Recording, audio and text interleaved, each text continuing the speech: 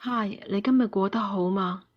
你會唔會成日覺得唔開心，但係又唔知道自己點解唔開心？好似冇發生過一啲嚴重嘅大事，亦都冇診斷出有情緒病，但係就總係悶悶不樂、提唔起勁咁咧。如果有嘅話，以下落嚟我所講嘅可能會俾到你一啲頭緒，並且能夠幫助你揾返人生快樂嘅鑰匙。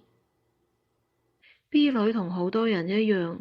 細細個就被訓練成為要滿足外在嘅人嘅期望，要達到老師嘅要求，要應付繁重嘅功課。長大咗之後，為咗生活，要努力達到老闆嘅要求。有家庭之後，為咗愛，亦都將所有嘅注意力同埋精力放咗喺家庭同埋孩子身上，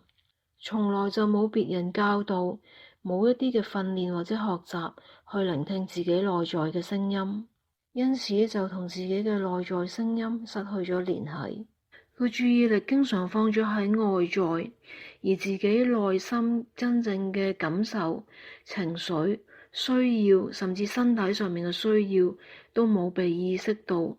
冇被照料到。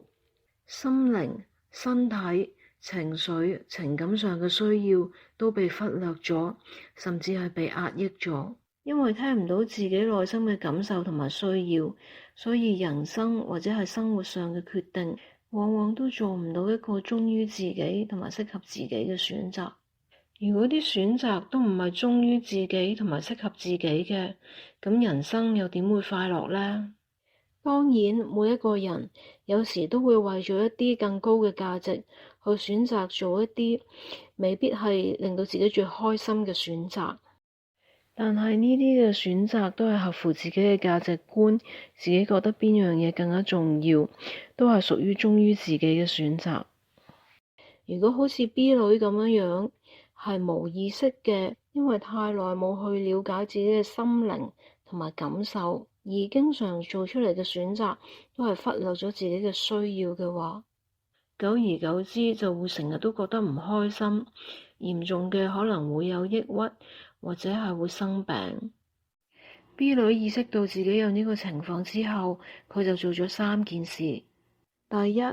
佢每一日都揾一啲時間去聆聽自己嘅感受，將自己嘅感受寫低落嚟，然後佢又問下自己嘅內心，自己有咩需要，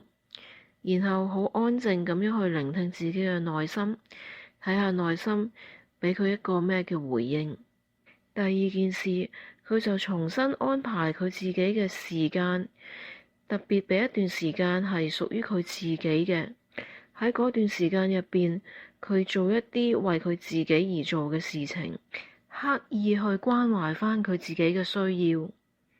第三，佢學習去表達佢自己嘅感受同埋需要，以至到佢身邊嘅人，如果佢哋願意嘅話，會更加了解佢，更加知道點樣同佢相處，點樣同佢互相配合。當 B 女做咗呢3件事之後，佢嘅人生就有奇妙嘅改變。佢同內心有返一個聯繫之後，佢生活上嘅選擇同埋決定都會考慮返自己嘅需要。